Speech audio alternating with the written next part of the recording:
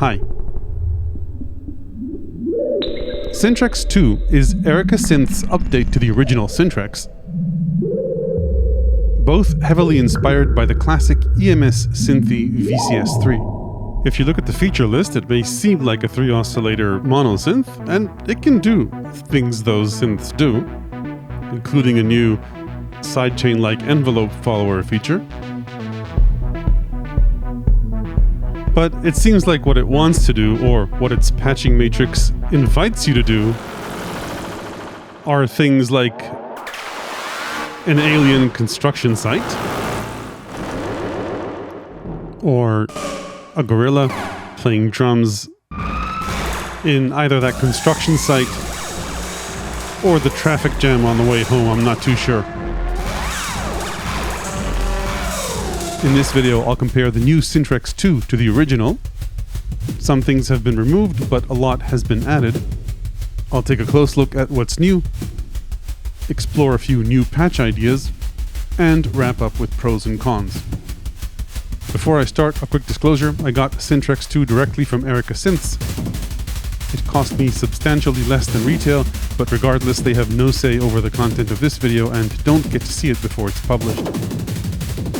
This channel is funded mainly by viewers who subscribe to exclusive content and book updates on Patreon, YouTube Premium and ads, and price check affiliate links in the description, which help the channel regardless of the product you choose to buy. Let's start with an overview of what's new and different other than the black color and the large glowing VU meter. The biggest visible difference is that SYNTRX II no longer has two stereo speakers. These have been removed to make way for new modules on the panel like the envelope follower and the inverter, as well as to add additional switches and buttons. Almost all the modules have been expanded in one way or another: the oscillators, the filter, the ring mod and the effects, the joystick, and the matrix section now also does a lot more. In addition to making patch connections and representing slots to save matrix layouts, it also acts as a 16-step sequencer, both for notes and for modulation values. It has 2 lanes of modulation in addition to notes. The matrix also gives you better access to settings. Things are written clearly on the screen as opposed to the little MIDI switch on the back on the original SYNTRX. The switches have also been improved. They're easier to control and the labels are bigger. The outputs and inputs, or sources and destinations, on the matrix have also been changed around a little bit. Some have been removed and some have been added. There's still 16 and 16, though you could look at the ring mod as if they added sort of one more row of sources. The effects have also been changed. The original SYNTRX had a spring reverb, which sounded great but was susceptible to noise and feedback, which may be a good thing depending on your point of view. The analog spring reverb has now been replaced by a digital effects module, which lets you use either reverb or delay, with a couple of settings and menu options for each of the effects. The effects are mono, like the spring reverb, though I'll show you a way around that in the patch ideas section. Aside from the 16-step sequencer with its 2 modulation lanes, you can also record up to 8-second loops of joystick motion, trigger sequences, and effect control motion. So depending on how you look at it, there are a few more LFOs in here in this section. Connectivity has also been expanded a bit. You now have a third output called the scope output because you send it CV or audio through the scope input on the matrix. You can use the scope output either as a third output or as a send to an effect, which you can then feed back into SYNTRX II using one of the inputs. The scope output is normaled to the 2 input jacks, which are then fed into the envelope follower on input 1 and the inverter and mic/line gain control on input 2. So essentially you can use these to invert and process internal signals as well. Aside from the scope, output connectivity is identical to the original SYNTRX, with 2 unbalanced stereo 1/4-inch outputs, a headphone output, 2 1/4-inch audio inputs, MIDI in and through, and 2 CV inputs to play the synth paraphonically if you want, as well as a gate input to trigger the trapezoid envelope. Before I dive in to explore the differences and what's new in detail, a word about the matrix for those of you not familiar with it. In most synths, the mod matrix is hidden in a menu somewhere. Here, it's the main event, so much so that the synth won't make any sounds unless you start patching sources to destinations in the matrix. In that way, SYNTRX II is very similar to a modular synth. Each rectangle includes a different module, and the modules, for the most part, aren't connected to each other at all. The inputs and the outputs of the modules are sources and destinations on the matrix, as opposed to regular modular synths that have jacks for outputs and inputs. Module outputs are listed here horizontally, and module inputs are listed here vertically. And if we just start with an empty preset, let's say go to one that's empty, you won't see a line here if the preset is empty. Here we go, this one. Anyway, rather than use cables, you make connections by moving around the matrix Etch-a-Sketch style and pressing one of the matrix knobs to make a connection, where each lit dot represents a connection, kind of like a patch cable from a source to a destination. So say if we clear these two and patch an oscillator to an output, in this case the square output of oscillator 1 to channel 1 output, we've now patched a cable from this module to this module. We won't hear anything until we increase the level. One thing that's special to Syntrx, there are 3 connection levels. So if we hit this button, you toggle between this intensity, a lower intensity, and nothing. Back again to 100%. Unlike patch cables, though, it's very easy to send a source to multiple destinations. So say if this is channel 1 output and I pan that left, I can also send the square wave to the second output, pan that right, but also send it to multiple other destinations, the ring mod, the filter, to modulate the frequency of itself or other oscillators. Also, unlike patching with cables, each destination has a built-in mixer, so you can patch more than one source into it and then gradually, or not, bring those levels up. So noise and this oscillator and this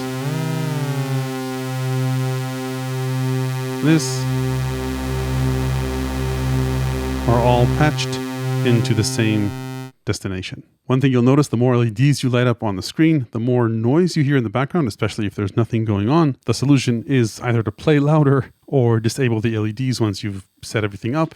Then the noise totally quiets down and you can always bring them back. Let's see how this works within the context of a few classic synth style patches. First thing, if you want a drone synth, basically that's all you need.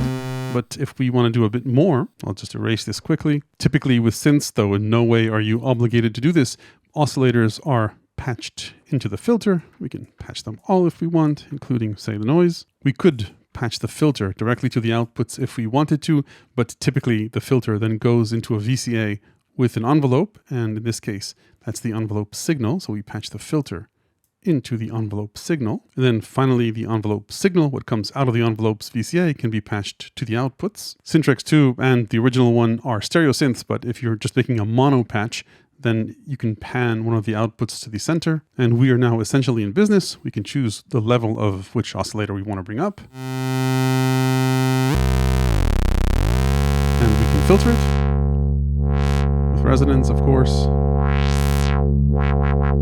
And we now have a basic synth patch. If, say, we wanted to add an effect to the chain, unlike the original Syntrx where reverb had a dry-wet mix control, here the effects only output a processed signal, so you need to patch them in parallel. Therefore, envelope signal needs to be patched both to the output and to the effects input, and we then patch the effects out into the main output, which gives us both a delay and a reverb.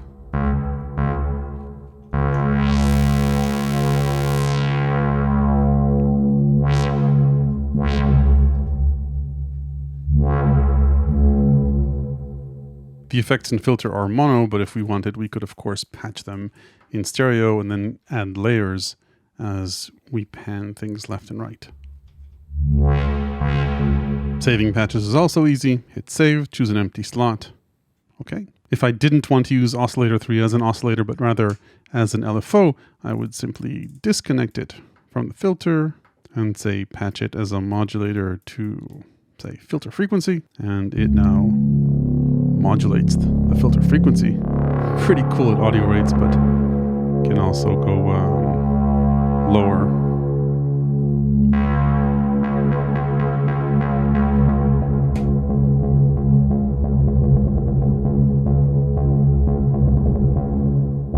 One important thing to note, saving the matrix does save all the patches and the sequence, by the way, we'll get to that later, but it doesn't unfortunately save the knob positions, which obviously is an important part of making a patch sound like it does. The matrix also has a randomization option, which may or may not kick off craziness. Let's maybe increase some levels to see if something happens.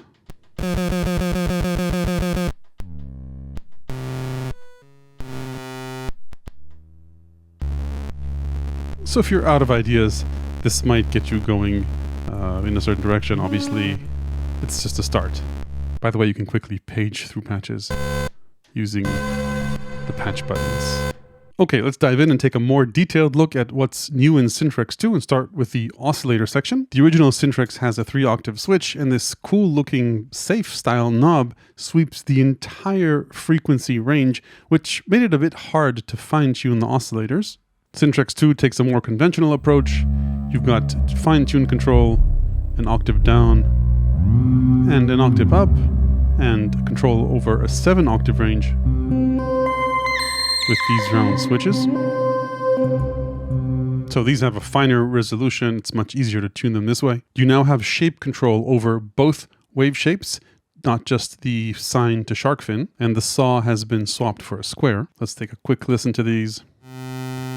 So this is the square with shape control, in this case, pulse width. And this is the sine to shark fin and back. In the original SYNTRX, you could only control the shape of the oscillators manually. Here, there's a new oscillator shape input. So say if I patch the joystick to oscillator shape over here, we can now modulate the shape. Obviously I could use an oscillator as an LFO for that as well, but since I can record motion here, let's try this. We've got PWM with this as an LFO, which is pretty cool, I think. Since there's only one input here, these switches let you control which of the shapes you're modulating. In the case of oscillator 1, it's either PWM, both, or the sine wave. And in the case of oscillator 2, it's either PWM for the square wave, nothing in this case, or the saw waveform. Speaking of which, let's listen to that. Oscillator 2 only has one output in the matrix. So square, just like the other one. And this shape goes from a saw to sort of like this, chopped up squarish saw, and of course we can modulate that with our little LFO.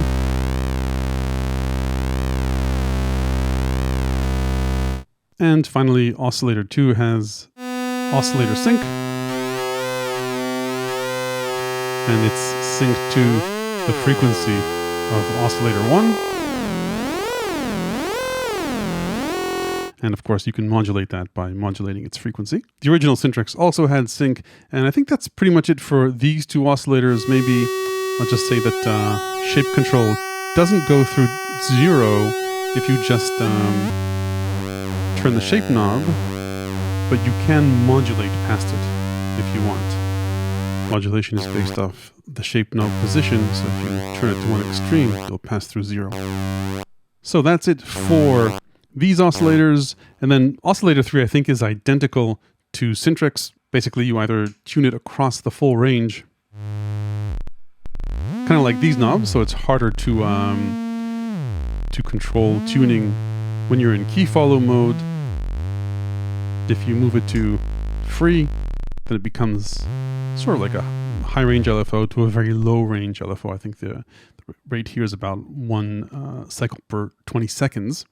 The triangle shape actually goes from saw through triangle, shark fin, and saw again, and the square goes from square to pulse and back. And like the original SYNTRX, you can't modulate shape here. Let's move on to the filter. I'll load up the patch we just made. The filter has, I think, a similar character to the original SYNTRX, but a few things have been improved. Namely, instead of just a low-pass filter, it's also connected to a high-pass filter. in series.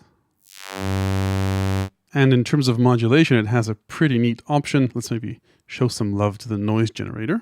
This, by the way, is the noise generator with controllable color or tone. Let's say maybe pick this. So if I point the joystick to the filter cutoff, and let's maybe erase the modulation, the LFO that I added here. So you can choose to control either the low pass filter with the joystick, or with any mod source, of course, or the high pass filter,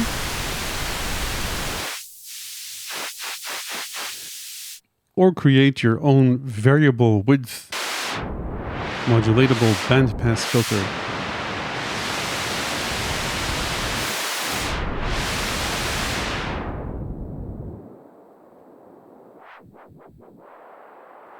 With resonance on the low pass filter.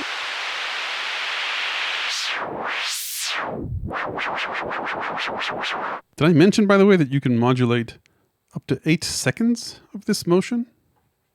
Which sounds like this.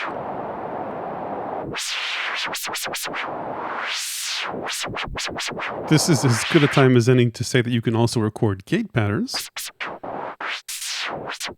which will play back alongside the joystick modulation, and double tap to erase. One thing about the filter, though, you need to be careful not to saturate it too much. So I'll keep levels down and turn up resonance. It will self-oscillate, by the way, if I totally shut off any audio coming into it. And this does track the keyboard if you connect a keyboard to it. Anyway, if I bring levels back into it, just make sure not to go too high, because the filter saturates very easily and just wipes out almost all the resonance if you feed it with too much audio. So it's a balance you need to strike. I demonstrated very similar behavior in my original SYNTRX video, so I think it's the same. And yeah, key tracking is another thing that SYNTRX II has that the original didn't. If we continue our module tour to the right, next up is the random module, which, if we want to be picky, doesn't really do anything random.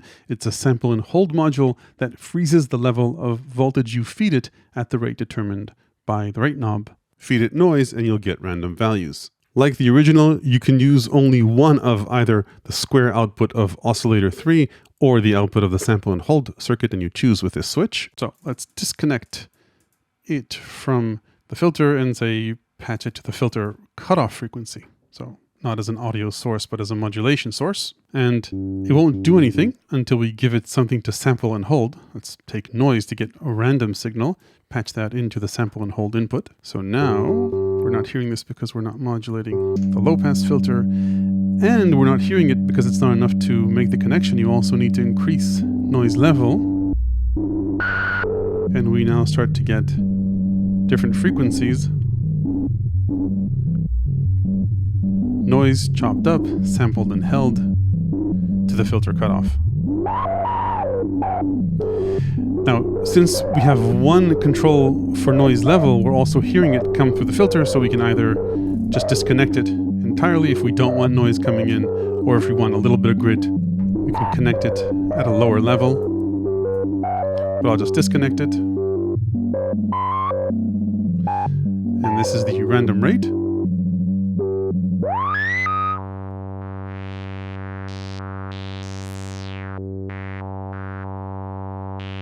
Now, another cool feature here is the gate option. So I can disconnect the sample and hold rate, LFO basically, and now use the gate to sample and hold noise levels. So basically every new note, I'll get a different position of the filter. So this is a cool way to randomize pretty much anything on the matrix with a single key press. But don't forget, we're not bound to feeding just noise into the sample and hold circuit. I can say, rather than take the noise generator, take oscillator 3 and patch that in to the sample and hold input. This now samples the LFO. And if I slow it down, I can get a kind of gradual stepping along with the LFO. Steps happen at the rate of the LFO, but you can increase the sampling speed to get more steps in between as the LFO moves back and forth. Let's move on and talk about the ring mod circuit. In the original SYNTRX, you had 2 inputs, and ring mod does need 2 inputs because it basically multiplies 2 inputs and spits out the outcome. Because a few things have been added here, you only have 1 ring mod input, and you use this switch to choose the other ring mod source. So if I go ahead and, just for the fun of it, disconnect all the oscillators from the filter and just patch ring mod into it, then say choose oscillator 1 into ring mod A, and oscillator 2 as the second source, then we get ring mod,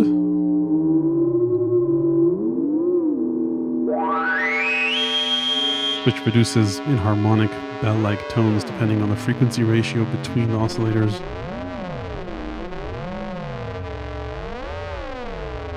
Let's bring our sample and hold circuit back in.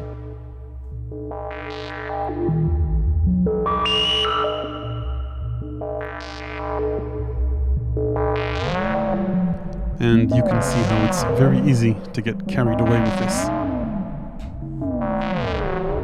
Let's move on and take a closer look at the effects module. Like I mentioned, it has 2 states, either reverb or delay.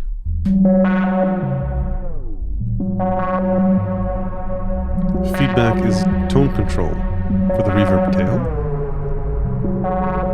And time controls the length of the tail. And it can go pretty long. If we go into the settings, which you enter like this, then you'll see a couple of options, one for the delay and one for the reverb. If you turn feedback on for the reverb, it turns it into kind of like a granular hold based on the time parameter.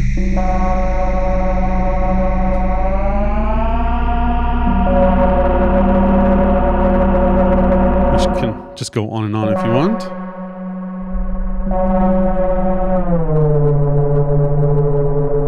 So not in stereo, unfortunately, but certainly worth a lot of exploration.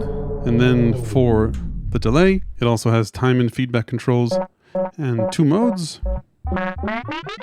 By default, it's a bucket brigade mode, and you edit it again in the settings. So it's either BBD mode on or tape mode. This is tape mode.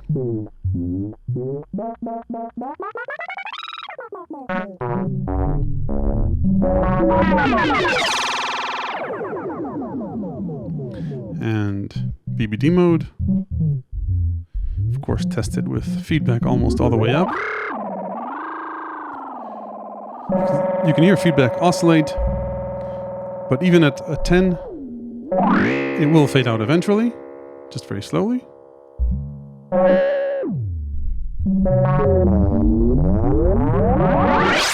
Let's go back to tape mode and get out of this to have a little bit less noise. One final thing which I think really differentiates these effects is that you can automate, you can motion sequence these knobs. So let's say do this with time.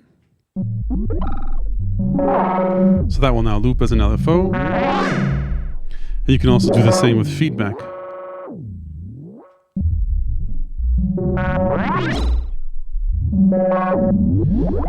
Again, leading to pretty crazy results. To clear this up, just double tap record. Delay times go up to about a second, I think, based on my testing.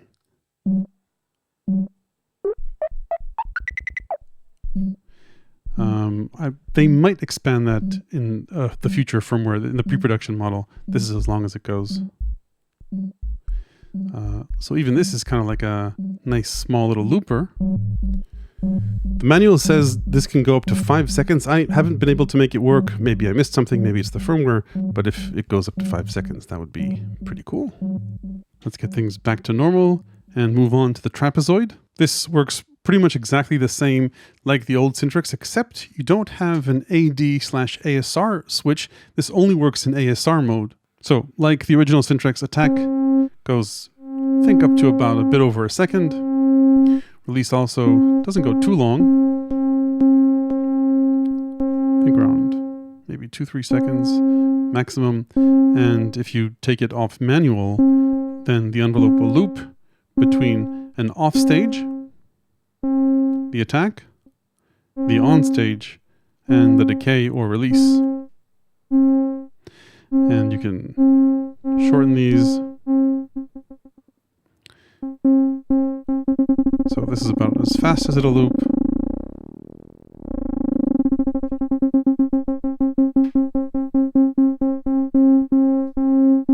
And of course, if you want it to behave just like a regular one-time envelope, then just turn this back to manual. So there's no official attack decay mode here, but if you turn on all the way down and press this button just for a bit, you'll basically get an attack decay envelope, and you can trigger this with CV as well. Like the original Syntrx, the Trapezoid controls a VCA, which is what we get out here, but it also sends out control voltage in the shape of the envelope, and we can patch that through the Trapezoid output, say to the filter frequency,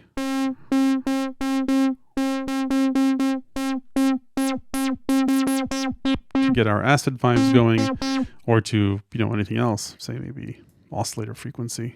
So that is the Trapezoid. Under it is the Joystick. We pretty much gave up all its secrets before. Aside from recording its motion for up to 8 seconds, which the Syntrx doesn't have, you also get these two LEDs, which are useful to see what levels are. So say if you record this, you'll be able to see the modulation happen. In real time, these knobs, like in Syntrx, control output levels. Basically attenuators. Let's erase that. That's the Joystick module. Let's move on to the output filters. These are identical to Syntrx, I think.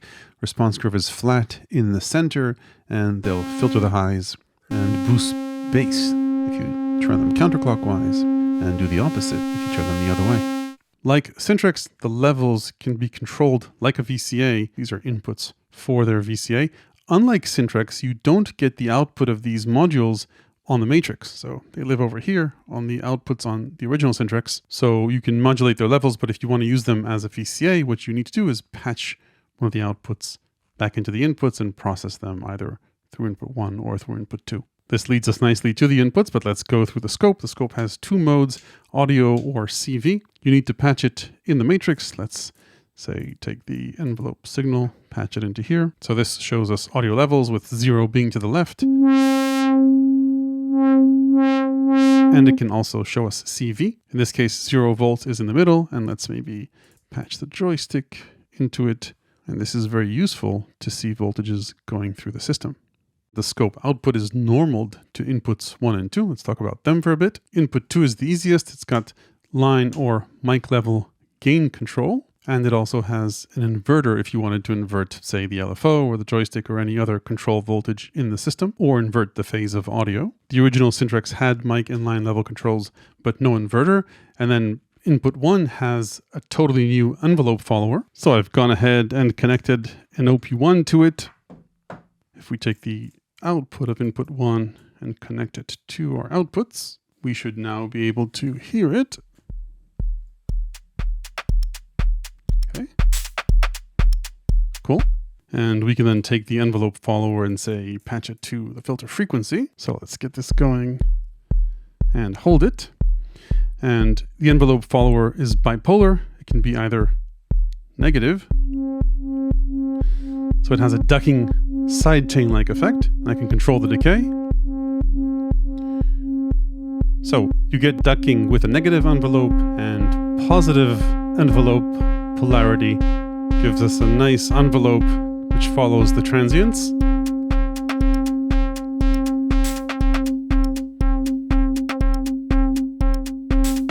And the envelope follower can also generate gates based on the threshold. So if we get this going, let's reduce the compression here. So we're just generating a gate. And let's make it a bit more complex. We can get a rhythmic gate trigger based on incoming audio. And if I remove the OP1 from the signal chain, but still leave it as a gate trigger, we can hear it trigger the Trapezoid envelope.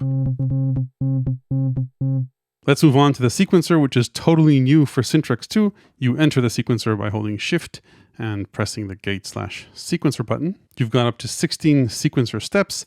And again, you move along Etch-a-Sketch style and add notes. These represents semitone in a single octave, And let's get this going. So this is one note. You can make the sequence shorter, like this. And if you tap again, you swap octaves up to 3 octaves. And let's maybe add this. So this is a fun way to brainstorm sequences. Just move around, try different notes.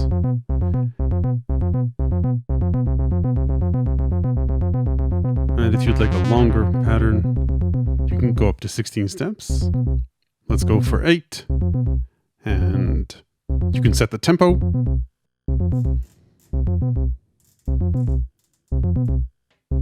And if you hold this, you can choose the clock source, either internal, MIDI, or just manual.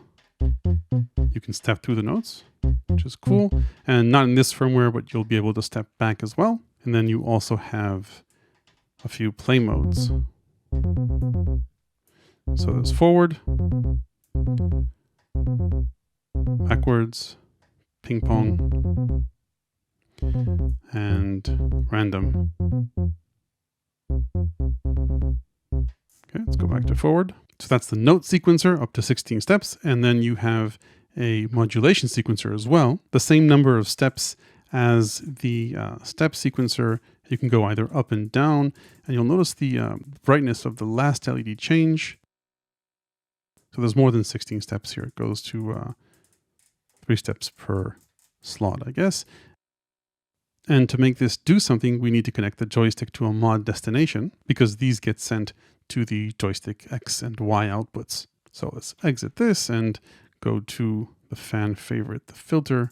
The first page, I think, is the Y output. So we'll connect that too. Make sure the mod depth is high. Then if we go into the sequence, you can hear we're modulating the filter. You can open it or close it.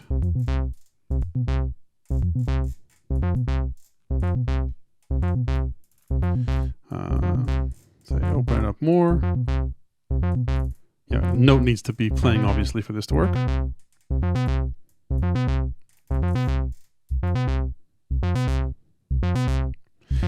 So that's the sequencer, and the second page controls X. Small thing, oscillator pitch gets stuck at the last note that played when the sequence was stopped. If you want to reset it, just hit Shift and recall. One last cool thing about the sequences, you can save them with the patch, but if you save the patch while the sequence is running, then you can page between patches and the sequence will still run, just with a different matrix routing. Let's quickly go over the settings to make sure I didn't miss anything. We talked about the effects settings. You can choose the MIDI channel. By the way, notice as I go between the settings, you see which settings slot you're in. So MIDI channel, pitch bend range, velocity, lets you choose whether velocity affects the filter. Then there's keyboard to cutoff, filter tracking for the keyboard.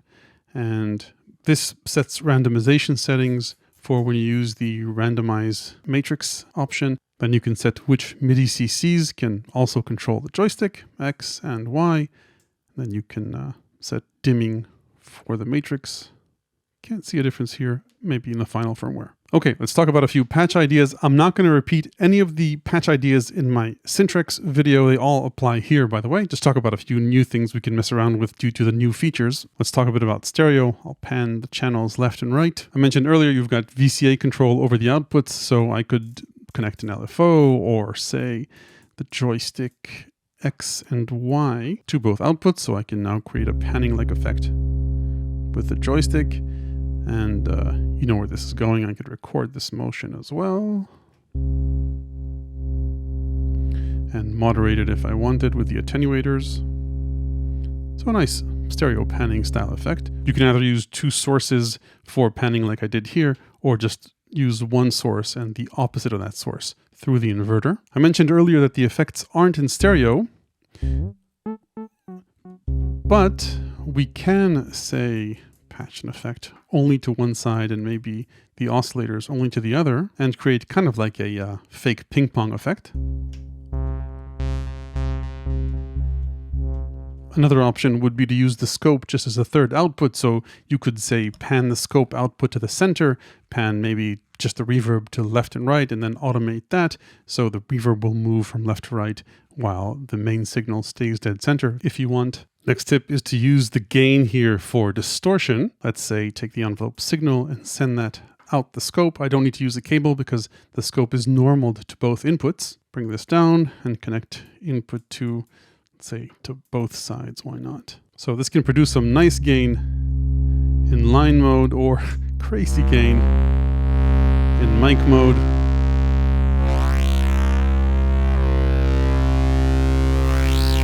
Let's maybe reduce oscillator levels a bit so we can hear the resonance better.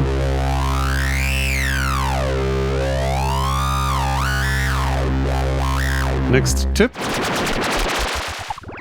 This patch is the result of another interesting self-patching idea. In this patch, I randomized the speed of oscillator 3 using the random module, and then send its output through the scope back to gate, so that we get different bursts of gate triggers based on the speed of LFO3 or oscillator 3.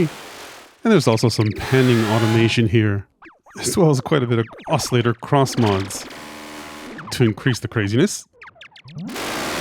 Then finally, the last patch or exploration idea takes an external trigger from NTS2, different waveform triggers, passes them through the envelope follower with different thresholds,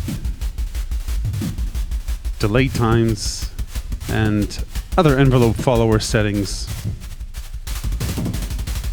to generate different rhythmic results. This is my attempt at turning SYNTRX into kind of like a mega Moog DFAM. And on top of that, the sequencer was running with various automation destinations and levels. The envelope follower decay is much sharper than that of the Trapezoid, a nice percussive exponential curve. Okay, let's talk about pros and cons for SYNTRX II. First, on the pros side, if you compare this to what inspired it, the EMS Synthy, this has many pros. It takes the concept much farther, but still stays faithful to the core idea, which is one of experimentation with feedback and wild patching without messing around with cables. I don't know if the oscillators or filters sound exactly the same, but given all this can do beyond, I don't think that matters. If you compare this to the original SYNTRX, it's also a substantial improvement in many ways, even though I kind of missed the spring reverb and the AD switch for the Trapezoid. Just the added sequencer and motion sequencing for the joystick and effects makes this from what was a nice little garden for experimentation into a wild zoo of potential sounds. The built-in speakers certainly added character if you were there while this was playing, but once you record it, they don't matter much, and it's hard to project or record the vibes the speakers make anyway. So from a practical perspective, the space given up to the new and the more expanded modules makes this much more useful, I think. The new oscillators, the inverter, the note and modulation sequencer, along with the envelope follower and motion recording, gate sequence recording, and recording of the effect parameters adds substantial modulation capabilities compared to the original SYNTRX. In terms of cons, obviously this isn't cheap, and I don't think it makes sense to compare this to regular 3-oscillator monosynths that play back bass lines or leads. If that's what you're looking for, there are better and way less expensive options. This is its own thing. It invites you to explore, patch, and set things in motion in ways that other monosynths can only dream of, but you need to want to create these kinds of sounds. So what can I reasonably complain about? Probably the biggest thing is that when you save a patch, yes, it does save the matrix and the sequences, but it doesn't save knob positions. Building a satisfying soundscape on SYNTRX II, at least for me, takes time to explore different connections, different levels, different settings, balancing feedback and delay and modulation times to get it just right. It would be really nice to be able to save everything and come back to it later.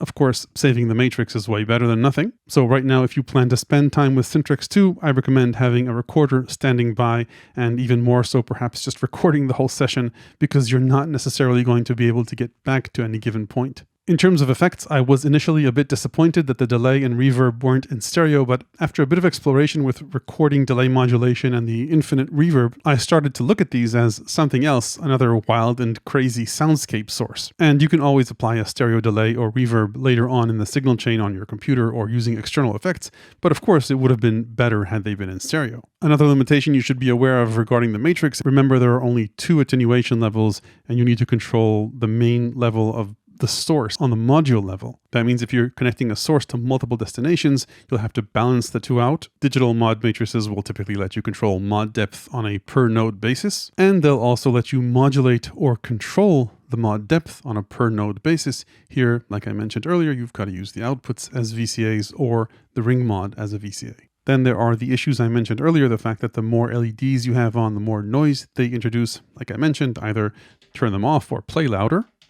And the fact that the filter resonance saturates very easily. If you lose it, just remember to reduce levels going into the filter. Beyond that, I have a firmware wish list of items that hopefully can be addressed. There's no way to set the gate length in the sequencer, or at the very least, it would be nice, if not on a per step basis, to set a global gate length parameter. This would help alleviate the fact that there's no AD envelope here. If you could generate really short pulses, then you can turn this into a massive percussive synth. Then beyond that, it would be nice if you could play this paraphonically, not just with CV, but also using MIDI. And it would be nice if there was a way to quantize delay times to sync them with the clock of the sequencer. So that's it for SYNTRX II. If you liked the insights in this video, there are plenty more in my ever-expanding book of electronic music ideas, tips, and tricks available to the people who support this channel on Patreon. Hit like if this was useful, ring the YouTube bell after subscribing below if you want to make sure you don't miss the next one. Thanks for watching.